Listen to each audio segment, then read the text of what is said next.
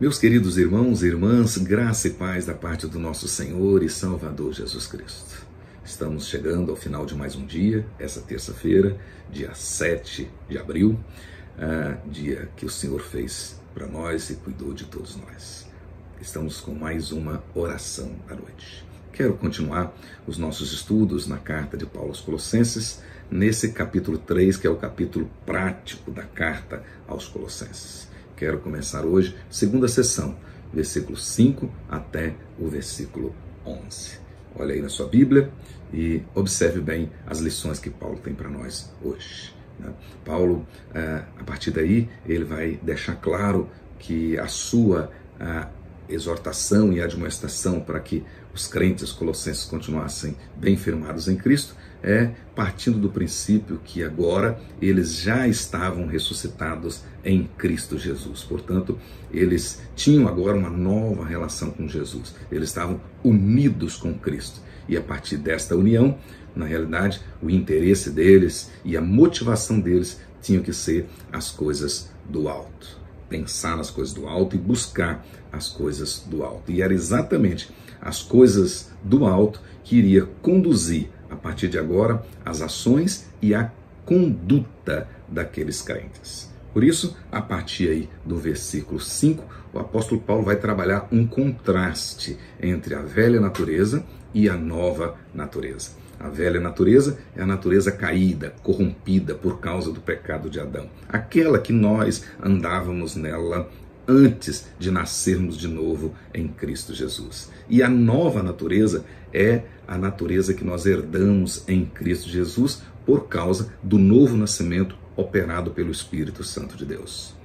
Aqui nessa terra, quanto nós estivermos aqui nessa terra, até a volta do Senhor Jesus, o nosso grande desafio vai ser domar, levar cativa as nossas ações e a nossa conduta todos os dias, porque essa velha natureza sempre desejará ressuscitar. Todos os dias nós precisamos fazê-la morrer. Por isso que o desafio é fazer morrer, despojar e se despir desta velha natureza, dessa natureza terrena, dessa natureza de Adão. E por outro lado, concomitantemente, vivificar, empossar e se revestir da nova natureza em Cristo Jesus. O apóstolo Paulo apresenta aqui 2 catálogos de pecados que nós devemos evitá-los a todo custo, buscar forças no Senhor e fugir até da aparência deles. O primeiro catálogo, ele traz aí 5 pecados e tem a ver com os vícios da carne. E que antes da nova natureza em Cristo Jesus, antes de nascermos de novo, nós os praticávamos e tínhamos até prazer neles. Mas agora devemos abominá-los, correr deles. O apóstolo Paulo fala: prostituição, que significa qualquer tipo de relação sexual ilícita. Impureza, que vai além da prostituição, ou seja, abrange os pensamentos, as más intenções e as palavras. Depois ele coloca 2 outros pecados, paixão lasciva e desejo maligno. Os 2 têm a ver com luxúria. As questões física, prática. O outro, as questões mentais. Por isso que desejo maligno é a mesma palavra que Tiago usa no capítulo 1, versículo 15, para chamar de cobiça. Cobiça concebida na mente gera o pecado. Por isso que a gente diz que a cobiça é a mãe do pecado. E ele termina esse catálogo falando da avareza. É aquele desejo de querer cada vez mais. É aquele desejo de transformar o dinheiro ou os bens materiais em deuses. Por isso é que Paulo termina dizendo que a avareza é idolatria. E no versículo 6 ele diz: por causa destas coisas é que vem a ira de Deus sobre os filhos da desobediência.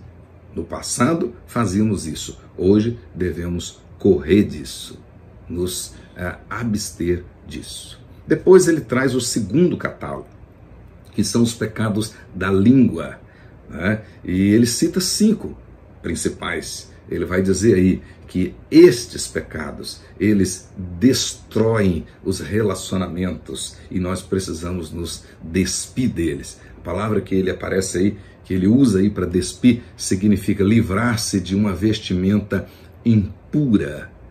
E os pecados são ira, indignação, maldade, maledicência, linguagem obscena do vosso falar.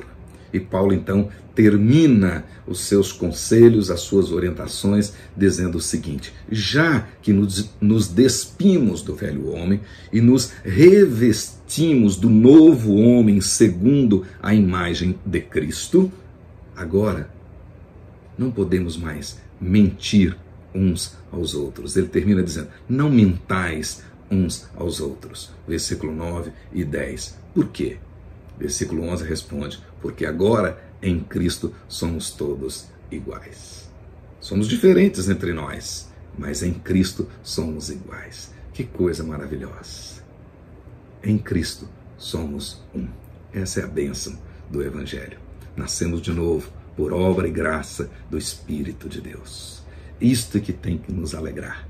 E é isso que vai levar os nossos pensamentos aos céus e pensar nas coisas lá do alto. Que Deus te abençoe, meu irmão, abençoe a sua casa, abençoe a sua família. Que no dia de hoje, na noite de hoje, você possa dormir em paz. E amanhã o Senhor renovará as misericórdias e nós seguiremos em frente. Que Deus te abençoe, em o nome de Jesus.